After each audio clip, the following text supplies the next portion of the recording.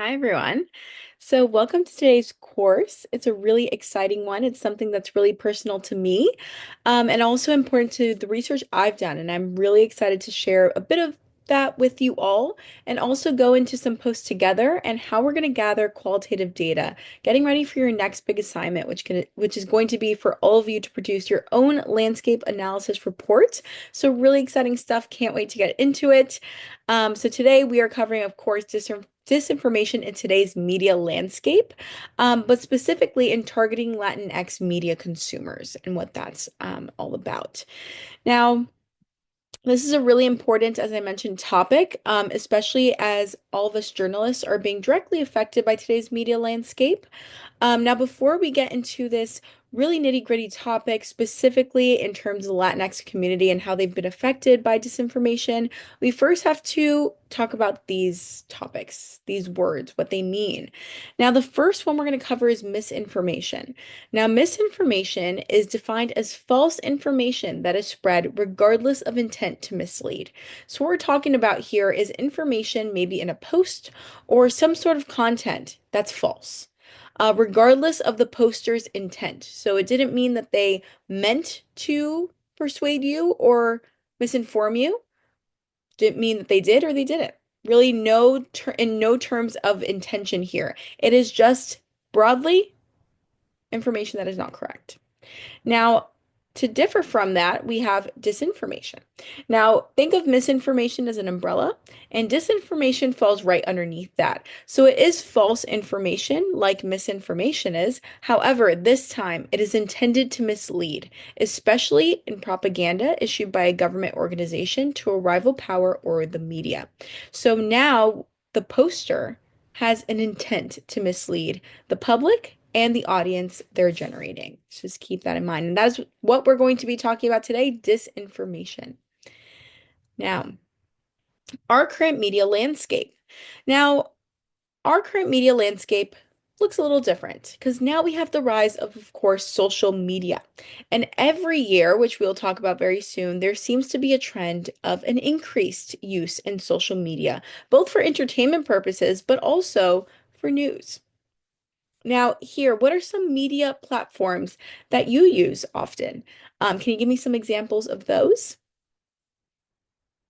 Great. So we have X, I heard, Facebook, Instagram, of course, TikTok is a big one as well. And do you believe them to be widely used and accessible? Yeah. So the general consensus is yes, these are things that you encounter on the daily. Now, throughout this course, you're going to see me ask for your input here and there. I really want this to be a dynamic lesson. I want to invite you in. And in order to talk about, something like disinformation and media landscape, especially as aspiring journalists, you need to talk to each other about that and bounce some ideas off of one another, especially in talking about how this disinformation affects us and how we can combat it. Really is a group effort in talking about that. So thank you so much for all of your input on that. Now we're going to take what we've just talked about, these social media platforms that are really in high use. We're going to talk about what we do with these. Now, as I mentioned, people use these for entertainment purposes, but we have seen a really big increase in people that use these platforms for entertainment, they also pivot to news on these same platforms. Now, here it says overall, just over half of US adults, about 54%, say they at least sometimes get news from social media, up slightly compared with past years. And this is a trend that seems to be increasing every few years. Now, I got this from Pew Research Center, Social Media and News Fact Sheet from 2023. Now, what we've also seen is a large growing distrust in the public, in news consumers, by media news outlets. So we're talking national media news outlets. They seem to be more trustworthy of local news, local journalists, but really distrustful of traditional media outlets. Now, talking about this distrust alongside a growing use of social media, where does that leave us? Are people going to go ahead and trust these social media users for their news instead of journalists? And this is something that directly impacts, especially aspiring journalists as you come into this field. It's something that is a growing concern. Now, Centering disinformation within this context. You have people flocking to social media platforms because you think about it, you get news very quickly as it's unfolding sometimes. Um, these are some problems that might arise, right? Journalists are concerned that they're going to go towards social media users. And what do you have along with that? A growing sense of disinformation. Because just like you can publish things quickly, publish information quickly, there's a chance of disinformation also spreading just as quickly. Now, let's identify some, again, pros and cons. We've mentioned some of them briefly of increased social media usage by news consumers. I want to hear from you all as to what you think your pros and cons might be as a journalist. Yeah, absolutely. So I got a few concerns here about, jobs. Are journalists going to go out of fashion and are people just going to turn to social media users for news? Yeah, absolutely. Again, we got a sense of growing distrust in media news outlets. We've also got, again, news circulating very quickly, disinformation circulating very quickly.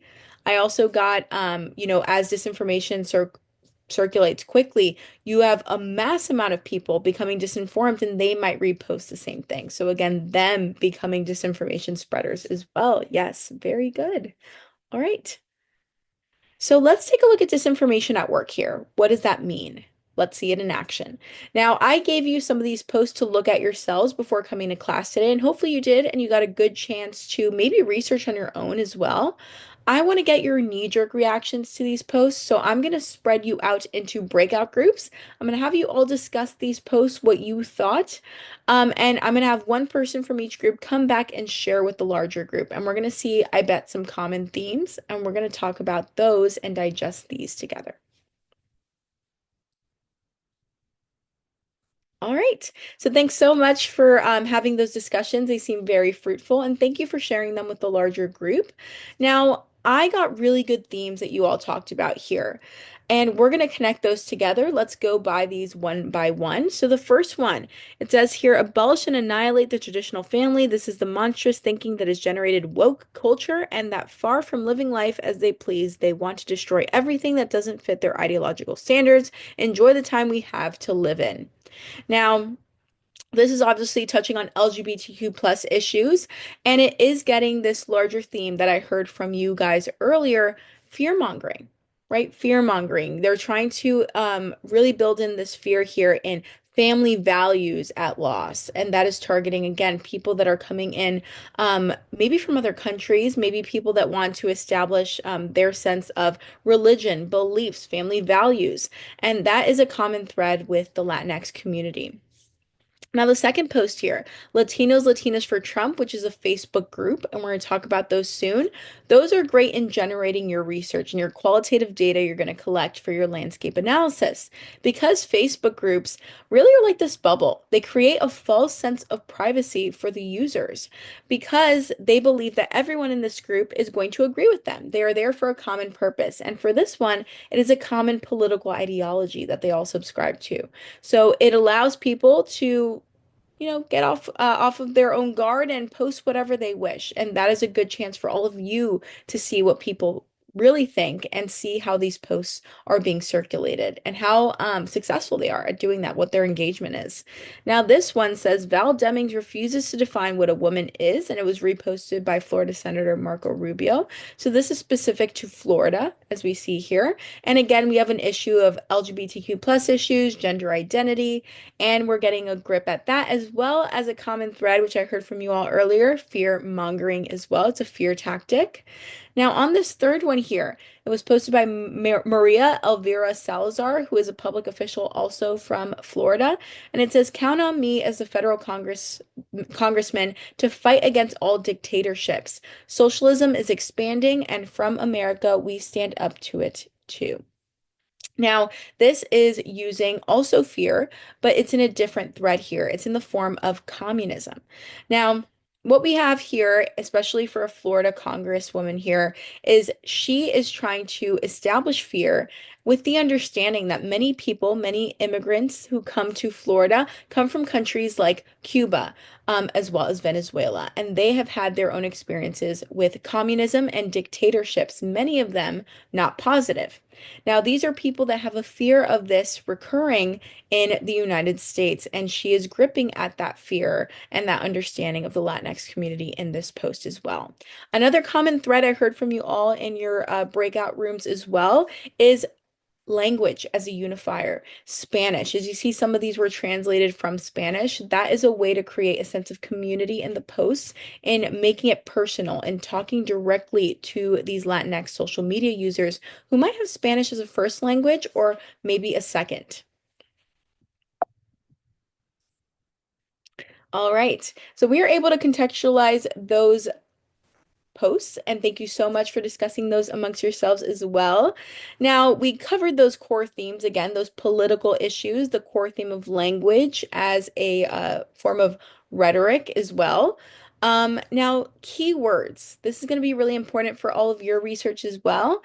As you take a look through these posts, you're going to start to see common patterns like we did today, but also common words that are used. Now, these words, a few that we already saw, family values, communism being another one, gender identity, and these are going to come up for you to be able to just type in these social media platforms. So let's say you're going to take a look at X, you can put in whatever keyword you want to look at, and that could generate a more specific search for your research.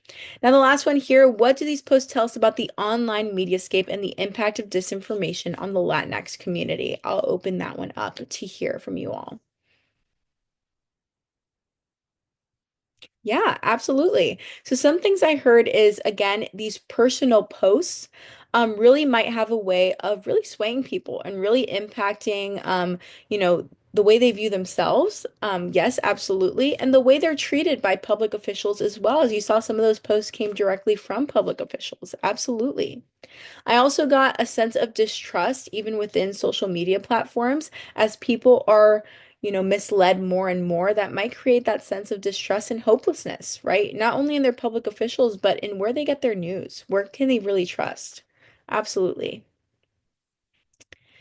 Now, as we talk about disinformation, what is happening with fact checking, right? Shouldn't these posts be brought down? Shouldn't they have a flag on them? Now, a thing about fact checking, these social media platforms have tools and resources delegated directly for fact checking. Now, either to bring posts down or flag them. If you've seen those messages before at the top that say this post may contain disinformation or misinformation, as a way for people to do their own research on whatever information is given. Now, notice those posts did not have a flag and they were not taken down. Now, there is a specific issue, especially for Latinx social media users, and that is that these posts, many of them, as you saw in Spanish, some of them maybe in Portuguese as well, those don't get taken down as often because as these resources are delegated, there's a big gap in posts that are posted in a secondary language like Spanish, like Portuguese. Now, those last for months at a time, these posts without being taken down or flagged, and that is really dangerous because that means that these can circulate even more so. It broadens the reach of disinformation within those languages. Now, another differentiator here is that some of these platforms, they all have their own regulations with what fact checking can do. And there's always a gray line, right? What type of fact checking inhibits people from sharing their opinion and inhibits their freedom of speech. Now, for example, Facebook has their own definition here. They actually chose to exempt satire, political ads, and opinion pieces from fact checking. Now, this offers that loophole situation for social media users and disinformation spreaders as well. Now, what can our research help us do? As you do this qualitative research, it's important to ground us in a mission, right? What can this work do? Now, this work can do really great things. It can produce solutions like counter narratives. So, as this disinformation is spreading for specific topics, people are able to gather that information about the Latinx community, better understand them, better understand their needs, and offer counter narratives that are actually accurate and actually speak to the Latinx experience. So, again, directly combating specific topic and specific instances of disinformation directly. It also improves media literacy. So, as you're teaching people how to engage with media, what sources they can trust, which is really important to the way they live their lives. This is all important, and everyone can benefit from media literacy, but it helps us get there. It helps us provide more media literacy and what might be helpful to this community specifically. Now, what is next? Of course, you're producing your own landscape analysis, which is really exciting. And hopefully, it's focused on something that you all want to look into more. Now, parts of a successful landscape analysis, what does this look like?